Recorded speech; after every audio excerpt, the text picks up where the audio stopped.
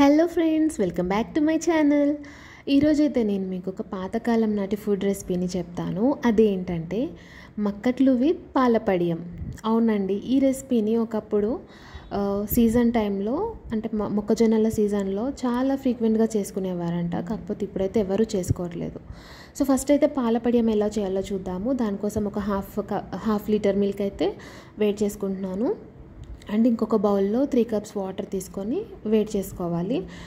And ఇంకొక గిన్నెలో ఒక హాఫ్ కప్ బియ్యం పిండి తీసేసుకొని 1 కప్ ఆఫ్ వాటర్ యూజ్ చేసి ఇలా మిక్స్ చేసుకోవాలి. సో వాటర్ కొద్దిగా యాడ్ చేస్తూ మిక్స్ చేస్తే లంప్స్ అవి లేకుండా పిండి నీట్గా కలిసిపోతుంది అన్నమాట.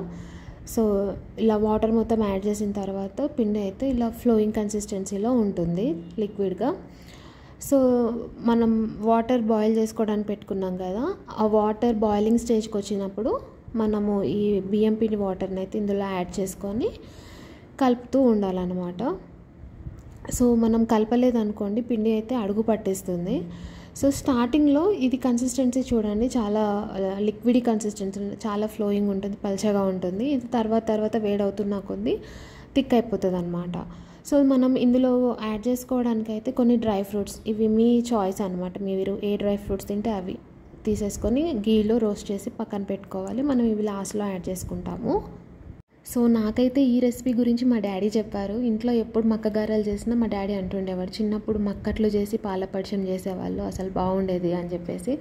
సో తనే చేసి చూపించారు ఒకసారి, అప్పుడే ఫస్ట్ టైం టేస్ట్ చేశాను అన్నమాట. సో ఇలా కన్సిస్టెన్సీ థిక్గా అయిన తర్వాత మనము బాయిల్ చేసుకున్న మిల్క్ ఉన్నాయి కదా, అవి కూడా యాడ్ చేసేసుకోవాలి. అండ్ ఇందులో స్వీట్నెస్ కోసం అయితే షుగర్ ఆర్ జాగ్రీ ఏదైనా యూజ్ చేసుకోవచ్చు. కాకపోతే ఈ పాలపడియం అయితే షుగర్తోనే బాగుంటుంది బెల్లం కన్నా. సో షుగర్ అయితే ఒక హాఫ్ కప్ యాడ్ చేస్తున్నాను నేను. ఇంకొంచెం ఎక్కువ స్వీట్ తింటాము అనుకుంటే ఇంకొక పావు కప్ అయితే యాడ్ చేసుకోండి. సో దాని తర్వాత ఇలాచీ పౌడర్ ఒక టీ స్పూన్ యాడ్ చేసేసుకొని మనము రోస్ట్ చేసి పెట్టుకున్న డ్రై ఫ్రూట్స్ ఉన్నాయి కదా, అవి కూడా యాడ్ చేసేసుకొని ఒక పొంగు వచ్చే వరకు బాయిల్ చేసుకొని స్టవ్ ఆఫ్ చేసుకున్నామంటే పాలపడియం అయితే రెడీ అయిపోతుంది. సో ఇది చల్లారుతున్న కొద్దీ కన్సిస్టెన్సీ అనేది థిక్గా అవుతుంది. అంటే మనం స్టవ్ ఆఫ్ చేసే టైంకి లిక్విడ్గా ఉంది కదా అని భయపడాల్సిన అవసరం ఏమీ లేదు. సో ఇది మక్కట్లతోనే కాకుండా మక్కగారెలతో కూడా కాంబినేషన్ చాలా బాగుంటుంది. సో పాలపడియాన్ని ఇంకా పాలాంబరం అని పాలపడిశం అని కూడా అంటూ ఉంటారు. సో ఇది అంటే వీటి కాంబినేషన్ అని కాదు, జనరల్గా ఒక స్వీట్ లాగా కూడా మనం ప్రిపేర్ చేసుకొని తినొచ్చు అన్నమాట. టేస్ట్ చాలా బాగుంటుంది. సో నెక్స్ట్ అయితే మక్కట్ల కోసం అయితే ఫీల్డ్ మొక్కజొన్నలు ఉంటాయి కదా, అవి స్వీట్ కార్న్ పనికిరాదు దీనికి.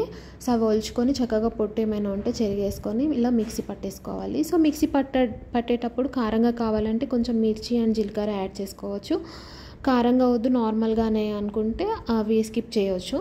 సో ఇలా పిండి పట్టుకున్న తర్వాత అయితే సాల్ట్ యాడ్ చేసేసుకొని దోశ పిండికి బ్యాటర్ ఎలా ప్రిపేర్ చేసుకుంటామో ఆ కన్సిస్టెన్సీలో అయితే పిండిని ప్రిపేర్ చేసుకొని పెట్టుకోవాలి. తర్వాత అయితే స్టవ్ పైన పెనం పెట్టేసుకొని నార్మల్ మనం దోశ ఎలా చేసుకుంటామో సేమ్ అలాగే దోశ వేసేసుకోవాలి.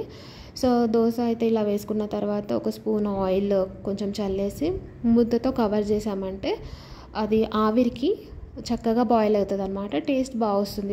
సో ఇది ఒక సైడ్ రోస్ట్ అయిన తర్వాత ఇంకో సైడ్ తిప్పుకొని అటు కూడా రోస్ట్ చేసుకోవాలి. అప్పుడు ఏంటంటే ఏమైనా పచ్చిదనం ఉంటే పోతుందన్నమాట. సో ఇప్పటివరకు ఎవరైనా ఇది టేస్ట్ చేసి ఉండకపోతే సీజన్ స్టార్ట్ అవుతుంది ఇప్పుడు. సో డెఫినెట్గా ట్రై చేసి చూడండి, చాలా బాగుంటుంది కాంబినేషన్. సో మక్కట్లే కాదు మక్కగారెలతో కూడా చాలా బాగుంటుంది. ఎవరైనా స్వీట్స్ నచ్చని వాళ్ళు ఉంటే ఈ మక్కట్లని వేరే చట్నీస్తో కూడా తినొచ్చు. అట్లు కూడా చాలా బాగుంటాయి టేస్ట్. అవి ఊరికే తిన్నా కూడా నాకైతే బాగా అనిపిస్తాయి. సో చూసారు కదా, ఇది ఓవరాల్గా రెసిపీ అయితే నచ్చితే తప్పకుండా లైక్ చేయండి. అండ్ మీ ఫ్రెండ్స్ అండ్ ఫ్యామిలీస్కి ఈ రెసిపీని అయితే షేర్ చేయండి. అండ్ ఎవరైనా మన ఛానల్కి సబ్స్క్రైబ్ చేసుకొని వాళ్ళు ఉంటే please do subscribe and support for doing more videos. Thank you.